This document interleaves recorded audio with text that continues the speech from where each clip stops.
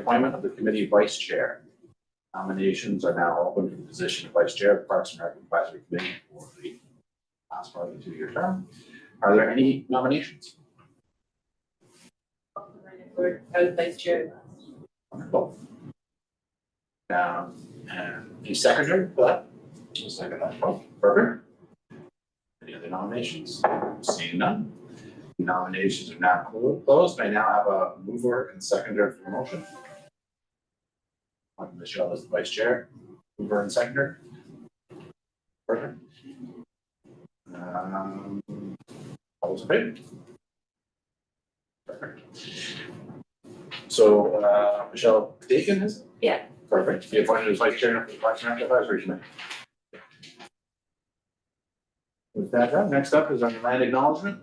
Town of Aurora acknowledges the Anishinaabe lands in which we live and work are the traditional and treaty territory of the Chippewas and Georgina Island, as well as many other nations whose presence here continues to this day. As the closest First Nation community to Aurora, we recognize the special relationship the Chippewas have with the lands and waters of this territory. They are the water protectors and environmental stewards of these lands, and as a municipality, we join them in these responsibilities. We further acknowledge that Aurora is part of the treaty lands of the Mississaugas and Chippewas recognized through Treaty Number 13, as well as the Williams Treaties of 1923. The shared understanding of how this rich cultural heritage that has existed for centuries and how our collective past brought us to where we are today will help us walk together to a better future. May I get a motion to approve the agenda as circulated? Michelle, Nicole, thank you. Any comments or questions about the agenda? Seeing none. All in favor? Great. Any declaration of pecuniary interest? No. Moving right along. First up is the Parks and Rec Advisory Committee meeting minutes from November 21st, 2024. I have a motion to receive the meeting minutes of November 21st. Oh, yeah, again.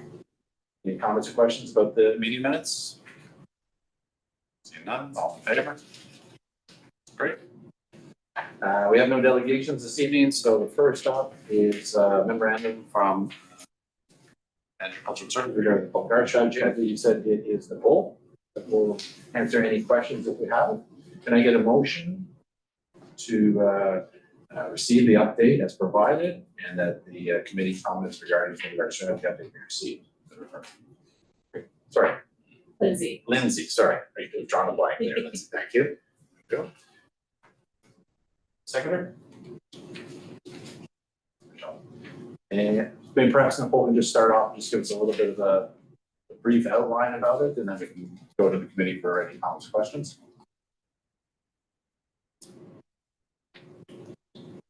Hi, Nicole.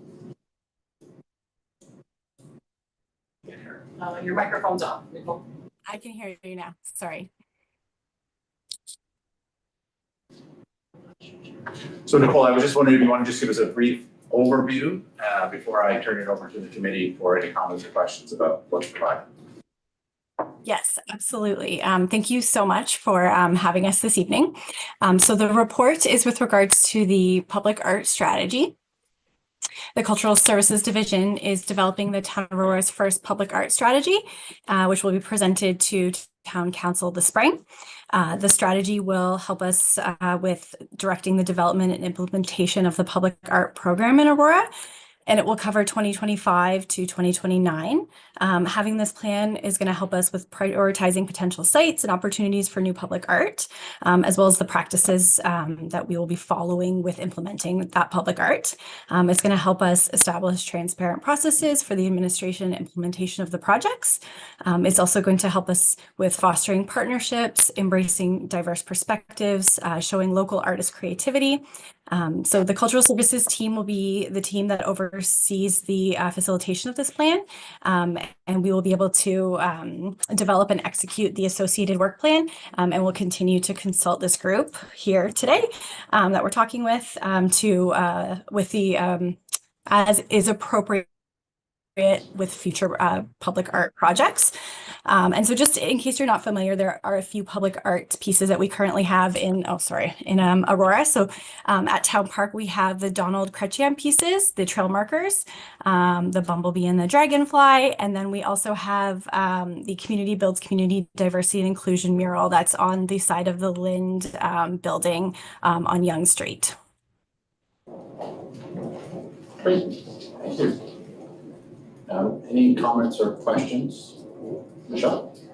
Through you, Chair, I see the town has a budget for this, but one of the site categories is major private developments. So is the plan as part of this public art strategy to receive funding from private developments for us to be placing town's owned art?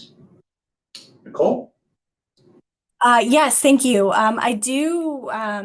I can find out certainly for sure, but I do foresee that being part of like when we're looking at those private locations, then that would be part of the consideration in those particular instances. Thank you. Any other comments or questions? So, Nicole, and now I don't know if there's been other ones presented to this committee before, but while it talks about the site categories, it doesn't necessarily go into a lot of detail with respect to, you know, how we're going to determine what we're going to do in a particular year, the scope, the funding for that. It just seems to just say that these are the categories that we're going to look at exploring, but from a strategy perspective, it doesn't really go into a lot of detail. So I'm just wondering if there's more coming back to this committee, or is the strategy still being developed and it's really more for council's purview, or how are we proceeding? Yeah. Apologies. Yeah. Just Okay. yes. That's Sorry. it. Yep. Yeah. So, sorry, I started to speak and you're still speaking, so I apologize for that. Yes. So this, there will be more detail in the plan itself. So this memo itself is sort of an overview that has been put together. And then when it does go to council, there will be more information in that. Certainly, if you'd like me to bring forward more information to this committee, I can do that as well.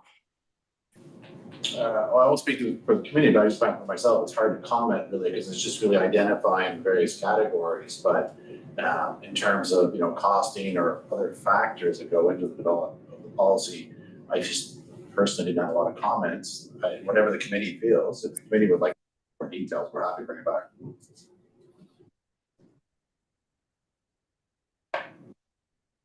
I know Michelle's nodding her head, but just anybody else? Yeah. Well, I guess I would have a question about like how much is relevant to this committee, because I think there was a note in the notes there that would be more asking us around the like public recreation spaces in particular. Or Nicole, are you looking for our perspective on, you know, the entire program? Nicole? Yes, through you, Mr. Chair.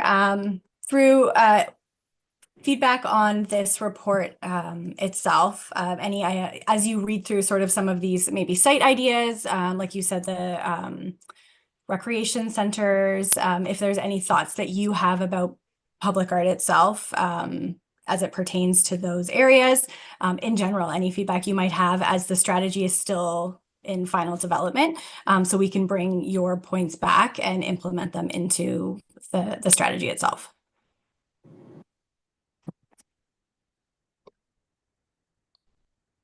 Any further comments?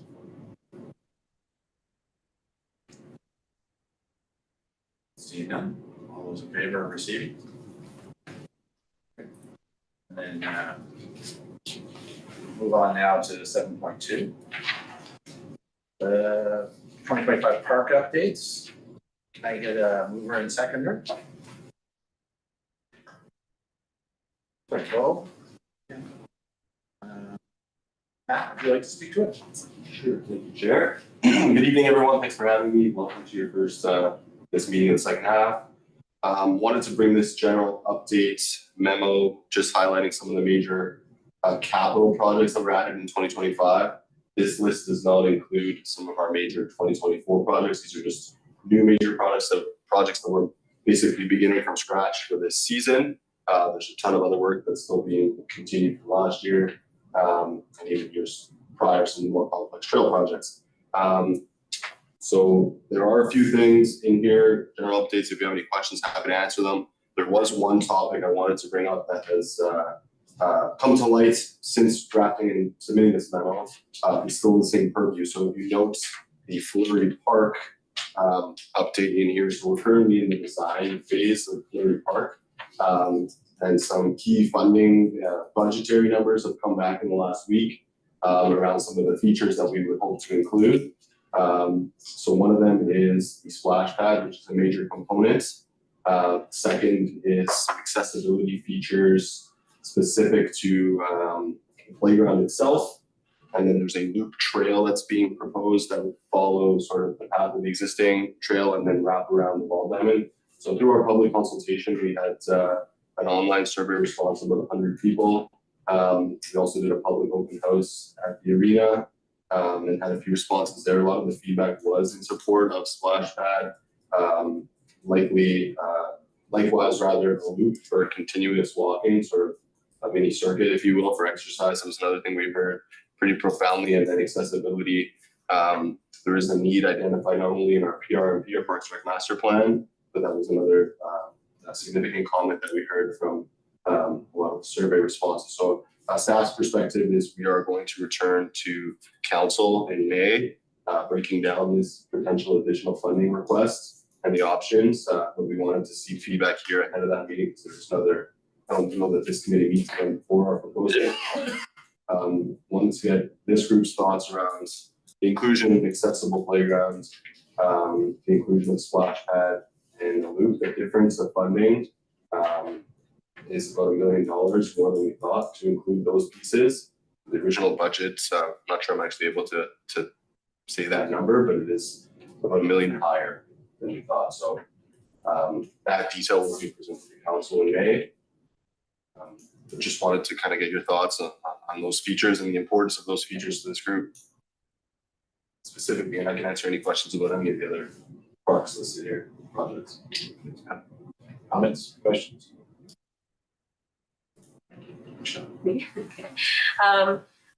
So I had other questions, but through Chair, the first one I guess would be in regards to Fleury Park. My comments on the accessibility playground is that when we received the reports in the last cycle of committee meetings, we had heard that accessibility was important to the community to have an accessible park. So I would say from like my perspective that the accessibility part would be priority based off the feedback we had received. And then my other questions would be of the capital projects here in 2025, it's not listed which ones have additional outside funding. And just wanted to know, like, for example, in Fleury Park, I know previously a lot of the funding for Fleury Park came from the diggers who would pay for the diamonds. So are there other projects that have outside funding on this list? I believe Falmouth Building Park has outside funding from St. Anne's. So are you aware of any through Chair of additional funding that's outside of here? Yeah, so through you, Chair, great question. So the Falmouth Building Park is a partnership with St. Anne's School. Likewise, Shepherd's Bush is a partnership with the Aurora Barbarians Rugby Club. If you're looking at the rest of the list, not aware that we have funding in place for any of the other projects on this list. No, those are the only two. I believe there was some money as part of the province nature reserve work that was donated either through the province related to eco funds, but this is going back to that budget when it was originally inserted maybe 5 or 6 years ago. As for new projects, I can't speak to anything that I'm aware of. It is a clear partnership where we're receiving funds. And it's only two that I can think of in the budget process as well. For the Fleury, follow-up to you, Chair. For the Fleury Park, is there an opportunity to partner with other organizations for that to cover like a $1 million cost? So I'm thinking, you know, you have baseball, soccer, tennis, all in that area. Because I'm assuming you're we would now be looking for $1 million from a town budget or partnering in order to receive those? Through you, Chair. It's another good question. The pickleball group, to my knowledge, there isn't a group that's self-aware, self-organizing rather, and fundraising. We're not touching the baseball at all as part of this, just the trail that we loop around it. We will leave that in the scope to sort of conserve budgets. Certainly though, in the lens of accessibility, we could ask our friends in finance that often see grants for any opportunities, because there are playground improvement grants that flow around from time to time, and we always do apply for those. Any chance we get, we never say no to free money. So that's something that I can definitely take back and we can look into. Great question.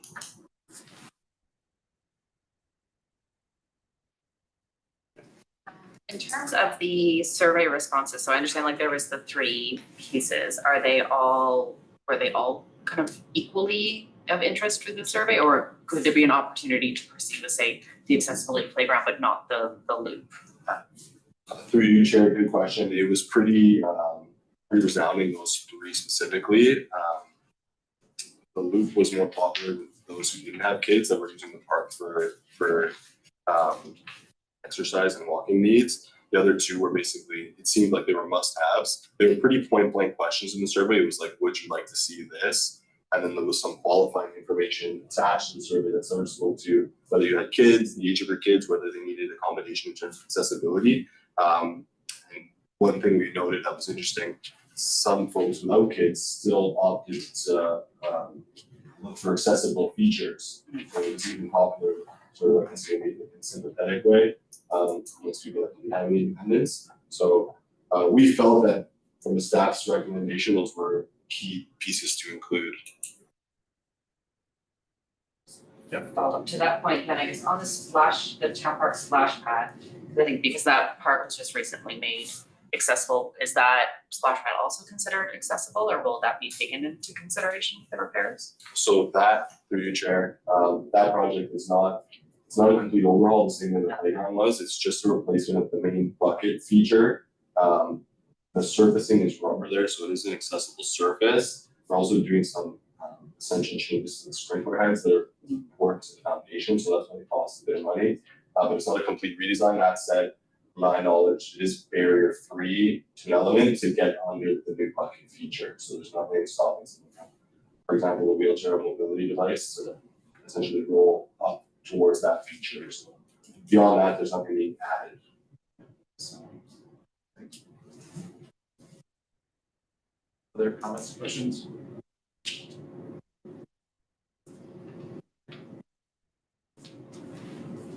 So, Matt, I don't know about the process previously, but it's great that you bring the updates and keep the committee informed. Will you also be talking about the 2026 projects and that give an opportunity for this committee to give some input prior to the budget coming out or prior to the mayor development of the budget in terms of feedback from the committee in terms of prioritization and what they may think in terms of needs for the parks in and around the world? Yeah, those are great questions. I personally did not, so this is my second year. Last year I was very fresh when we did the budget, and we didn't really think that was an important part of the process, or at least the one that brought it up. Based on your point, I absolutely agree with you. Like, it's a great way to get the input before we put stuff in that process. So I have no opposition in preparing something to do that when we're a little closer to that submission date. I think it's around August where we need to have most of our projects in, but we're starting to think about them right now. So I can absolutely take a list of proposed 2026 projects to this meeting for committee rather for consideration. It's a great point. I think this committee provides some good insight. I mean, we're all users to one degree or another parts of this work facilities and stuff. And so I think that it's great to talk about progress and the updates, but at the same time, it's nice to be able to put some input into the action items. Thank you. Other comments or questions? From easy on this side. Go ahead. Maybe one comment just on, I don't know how much planning has been done as far as what the accessible playground would look like. But has there been thinking beyond like physical accessibility? Yeah, okay, so, okay. So through our chair, as part of town park, there are some sensory things. Okay. sound, visual as well. They're also Town Park can do their sort of anti-sensory or limited sensory features where you can be a bit more quiet and have your own isolated space depending on your needs. That said, the caveat is that this accessible park won't be to the same element of Town Park because Town Park has an extensive decking system that really sort of elevated it and cost it way more money than we're proposing here. So that's the decking and that piece won't be there. It'll be more so piecemeal features that would be able to be used by someone. So maybe an accessible swing, maybe it's a sensory board, not one or the other, but a combination of those versus a fully, it's hard to say fully accessible. Nothing is truly fully accessible. But we feel like Town Park is almost at the higher end of that spectrum. But this will be more so piecemeal aspects of it. Okay. Great. One more question with regards to Shepherd's Bush and our official term. Have we already started doing the permitting based on our belief that it's going to open in June, or are we still holding off a bit just in case there's any delays? Yeah, it's my understanding that the permitting has not yet begun. We were expecting July opening, now it was pushed back from June. Yeah, I would always, err on the side of caution. It's easier to, announce the opening and then start canceling jobs. So you look at that. We learned that lesson through the town square for sure. Okay. Great. If there's no further questions, all those in favor of receiving the report? Great. Okay. We have no informational items.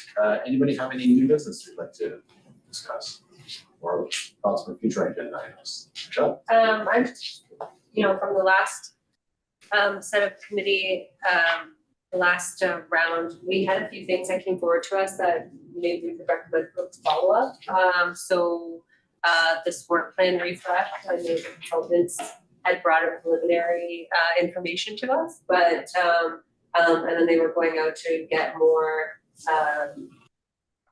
general information for the community, and we were sharing it with our peers and stuff. So maybe if we could get an update on the sport plan refresh. And the other one just escaped me. The field user group. So we did the survey for pickleball, it's like the fastest growing sport, and like a list of the sports in town, and where we were deficient in regards to courts and things. And I'm just wondering if we can get, one of the things we talked about last year was, are these COVID driven statistics, and are they COVID related sports that may change now that we're past COVID? So sort of usage. yeah, the usage, the consultants had come back and said, pickleball is the number one. People want to be outdoors with no one around and not doing organized sports, and we had been identified as past COVID thing. So, do you know what the strategy is? I think it was part of the Parks and Rec master plan Yes. development. Yeah. Yeah, we can do some follow up there. Yep. So those are just the two things that I know we had a lot of comments on. Great. That if we could bring them back for an update from those individuals, that would be great. Any other items for new business?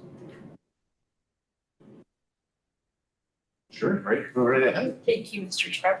I just want to let the group know that the Sark Gymnasium addition, so we did an addition to the Sark Community Center. The gymnasium is open, and that renovation also included some admin space and some renovations to existing rooms to make them more multi-purpose. So the gymnasium actually opened for a bit of a soft launch and a lighter use on Monday, March 3rd.